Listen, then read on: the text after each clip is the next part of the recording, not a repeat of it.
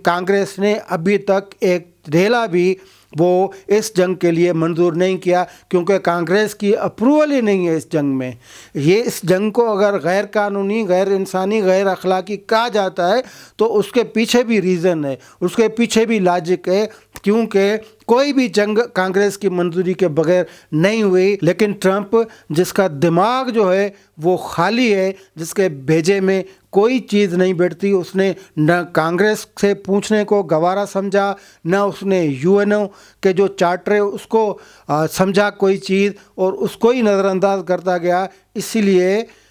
उसने क्या किया कि अपनी ही मर्ज़ी से और अपने ही दिल से पूछ के और इस्राइल के नेतन्याहू के मशवरे से उसने जो 9.5 करोड़ जो लोग हैं उनके मुल्क पे हमला किया, उनके खुद मुख्तियारी पे हमला किया, उसके सरबराह ममलकत,